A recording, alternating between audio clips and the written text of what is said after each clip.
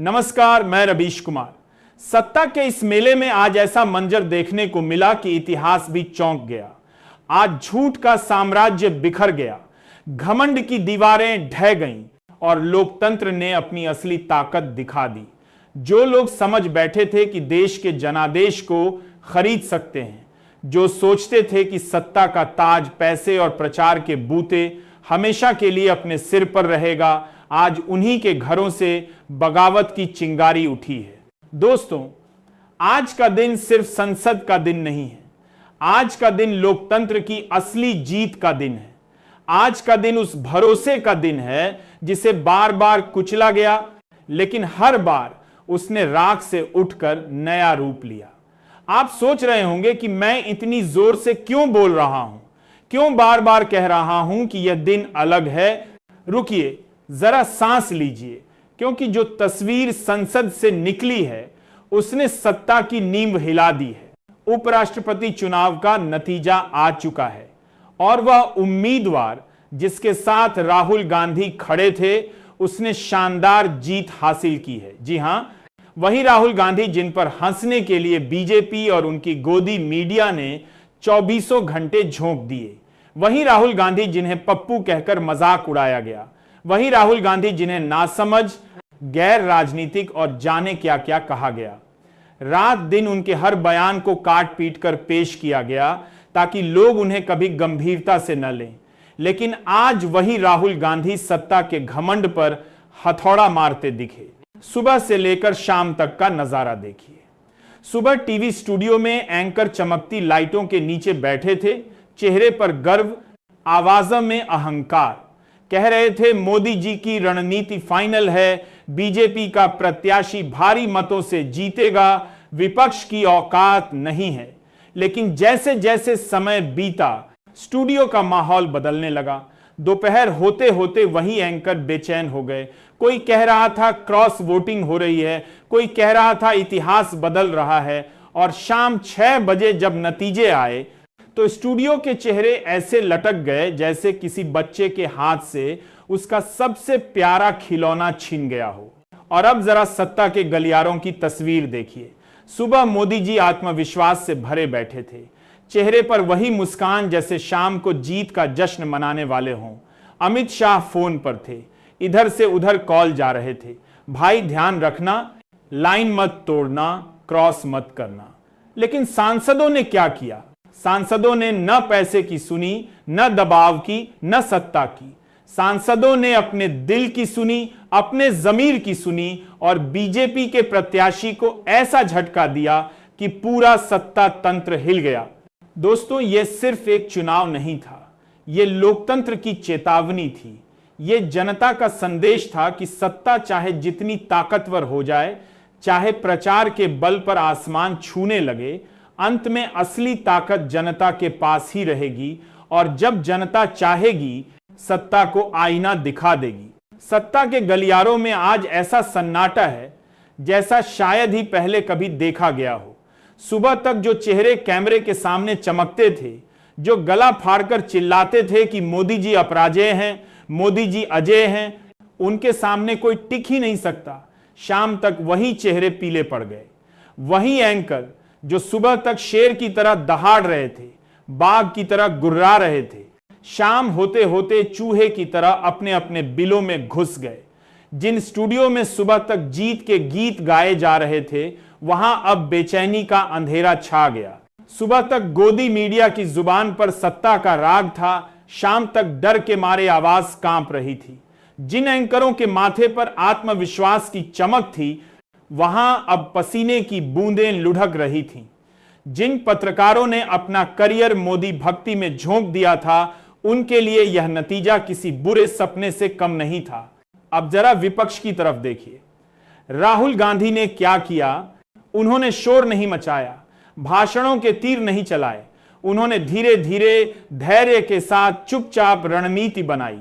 BJP का दबाव था, ईडी और सीबीआई की धमकियां थीं, पैसों की बौछार थी, लेकिन विपक्षी सांसद डटे रहे। यहां तक कि वे सांसद जो पहले डर के मारे बीजेपी के साथ चले गए थे, वे भी आज समझ गए कि अगर लोकतंत्र को बचाना है तो तो सही फैसला लेना ही होगा। दोस्तों, यह सिर्फ एक चुनाव नहीं था, यह जनता का संदेश था कि अब बहुत हो गया। सत्ता के घमंड का किला ढह चुका है, सच का सूरज फिर से निकल पड़ा है। उपराष्ट्रपति की कुर्सी पर आज जनता की जीत बैठी है। अब सवाल उठता है, बीजेपी हार क्यों गई? क्या उनके पास संख्या नहीं थी? नहीं दोस्तों, संख्या थी। सत्ता का पूरा गणित था, लेकिन सिर्फ सत्ता का गणित जीत नहीं दिला सकता। सांसद भी जनता की नब्ज को समझते हैं। जब बेरोजगारी से लोग टूटे हों, महंगाई से लोग कराह रहे हों, भ्रष्टाचार से लोग त्रस्त हों, तो सांसद चाहे कितनी भी मजबूरी में हों, वे अंततः वहां जाएंगे जहां जनता का दिल धड़कता है। और यही हुआ इस चुनाव में। अब मोदी जी की हालत पर नजर डालिए। सुबह जो कैमरे के सामने मुस्कुराते हुए आते थे, आज कैमरे से बच रहे हैं। सुबह जो ट्वीट्स की बौछार करते थे, आज उनका अकाउंट खामोश है। सुबह जो दुनिया घूमने के सपने देख रहे थे, आज लगता है एयरपोर्ट तक जाने की हिम्मत नहीं हो रही। लोग पूछ रहे हैं, मोदी जी कहां हैं जो हमेशा सामने दिखते थे, आज चुप क्यों हैं? और मैं कहता हूं, मोदी जी वही हैं जहां हारने वाला शतरंज का मोहरा बैठता है कोने में, चुपचाप, बिना आवाज के। अब जनता का नजारा देखिए। गांव गांव में, कस्बे कस्बे में, शहर शहर में ढोल बज रहे हैं। लोग कह रहे हैं, देखो राहुल गांधी ने इतिहास बदल दिया, अब लोकतंत्र जिंदा है। मिठाइयां बांटी जा रही हैं, पटाखे फूट रहे हैं, और सोशल मीडिया पर तो मानो बाढ़ आ गई है। हर कोई लिख रहा है, अब सत्ता का अहंकार टूटा है, अब सच की जीत हुई है। आज पूरे देश में सिर्फ एक ही आवाज गूंज रही है, राहुल गांधी जिंदाबाद, लोकतंत्र अमर रहे। दोस्तों, यह नारा सिर्फ जीत का नहीं है, यह नारा उस बदलाव का है जिसकी गूंज सत्ता के हर गलियारे तक पहुंच चुकी है।